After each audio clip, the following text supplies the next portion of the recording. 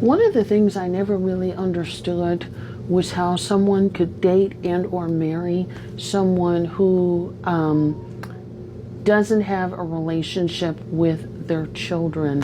Hi, my name is Dr. Natalie Jones. I'm a licensed therapist. I've been counseling people for many years now who have been victims and or perpetrators of abuse. And so one of the conversations I want to have is around, I've talked to you guys quite a bit. If you've been following me for a while, I've talked to you guys quite a bit about, parents who choose, partners and whatnot over their children. But I think there's also something to consider and that is, when you're dating someone who doesn't have a relationship with their children, there's again been a lot of chitter chatter across social media about, these deadbeat parents and how women can go on and have children with, people that are deadbeat men that are deadbeat dads, or how men could be with women that are deadbeat moms, and so on and so forth. And, I think, that to me, that's a red flag. There is an exception to this rule, though.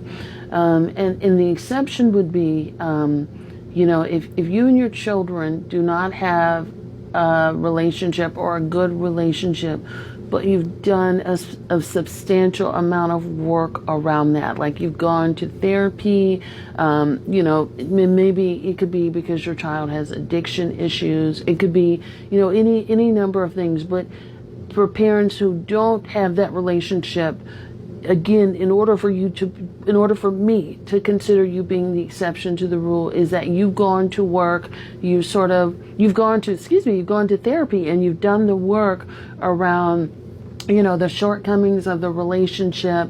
You've done your due diligence in trying to make that work, but with the help of a professional. And I know I don't need a professional. Yeah, you do. When it comes to that kind of stuff, absolutely you do.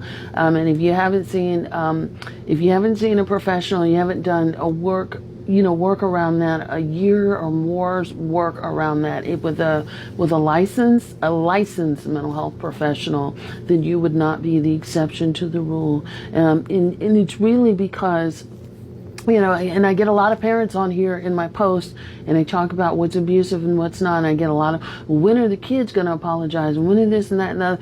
And in this post, I'm simply saying that yes, children can have shortcomings. They can have challenges that can make it difficult for parents to be in a relationship with them. But, if you've done your work in therapy, you've sort of, done your due diligence and trying to make that effort and trying to make it work with your children in spite of, and it just hasn't worked out, then of course, then that's a different kind of conversation. But if you're just a parent and you're just, there's bad parents out there. If you're just a parent that just, you put yourself first, you don't care what happens to your children. And unfortunately in this day and age, those are becoming more and more common. When you're a parent that wants to use and abuse your children, and your children have gone no contact with you, if all these things have kind of happened and you haven't done any amount of work, and you feel like entitled, well, I don't care, and you still shit talk your kids. When you talk shit about your kids too, I think that's also a red flag. And and when you don't want to be forthcoming about your own issues, such as you've had addiction, or you've been mean, you have abused your children, or you have hurt your children and cut them to the white meat, and you cannot admit that, that's a red flag. And I think it's also added for bonus here, I think it's also a double red flag when you don't have a relationship with your own children, and then you get with somebody, and then you get married, and then you have children from that relationship, and it really just becomes like it becomes this thing where it's like children are toys, or children are something that I do for whatever relationship that I'm in for the moment. And it's not really like I kind of take off from my job. I'm not, I don't really care what happens to my kids. That is always a red flag to me. And unfortunately, I have encountered some men that are like this, that are just like, oh, well, I'd rather focus more on this relationship with this new person than I would on my own kids. And I check it every time. I'm like, you don't even need to be in a relationship with anybody until you, one, work on the relationship with yourself, And two, you work on your relationship with your children. How do you introduce a third party into the mix and you're not even cleaning up what you got at home? And, so that always seemed kind of bizarre to me, that you're out dating, you're out doing whatever, and you have no intentions about working on cleaning up your responsibilities with your children. You have people that have never had a relationship with their children. I have a hard time, and I tell people this straight up.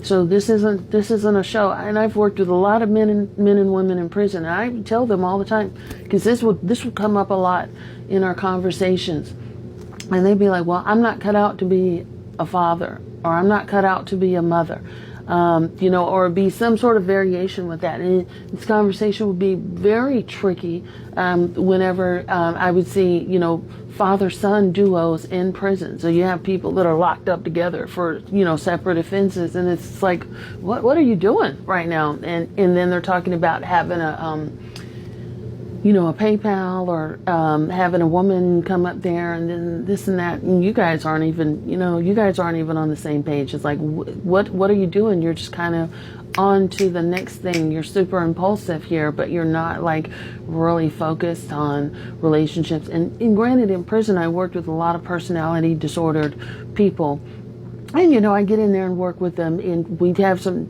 conversations, and I would be hard on those people, and then we would kind of get to a point where they would kind of see what I was talking about. But that kind of stuff, when you don't have a relationship with your kids and you carry on business as usual, that creates intergenerational cycles, because guess what your kids are going to do? They're going to learn from you. Unfortunately, they're going to internalize that what you're doing is normal, and that they should look up to doing that, because that's going to be their biggest representation of what's normal. So unfortunately, if you kind of don't have a relationship with your children, I've seen this a lot, that carries on intergenerationally, where your children don't often have relationships with their own children, and they don't really get to see the error of their ways, unfortunately, until they encounter somebody like me. Fortunately, unfortunately, right? And then we have that difficult conversation about, like, what are you doing? Like, how is that normal to you? And why? What is going on that you don't have a relationship with your children? And why do you think it's okay to be dating or entertaining someone? How do you even have that conversation? And how does a person that's even dating or marrying someone like that even entertain that conversation? Because if that person doesn't have a relationship with their kids and they don't care, what do you think they're going to do when it comes to you, right? And you would not be the exception to that rule, right? And again, unless, like I said, these people have done substantial amount of work to, go unpack their stuff, go unpack their relationship with the stuff around their relationship with their kids and whatnot. But, you have to, people have to be sort of held to a standard, and to more importantly, to accountability when it comes to taking care of their responsibilities. Because a lot of times what ends up happening is you have single parents, you have all these things, but not only that, my tax dollars are usually helping to take care of families. Your tax dollars are ending up taking care of broken families, whether it's you're taking care of somebody in custody, if you're taking care of somebody who's getting benefits off of that. Where do that's a whole cycle of stuff that, other people are having to pick up the slack for that. So that's just my 2 cents. Hope that helps. Like, comment, follow, and share. Thanks so much.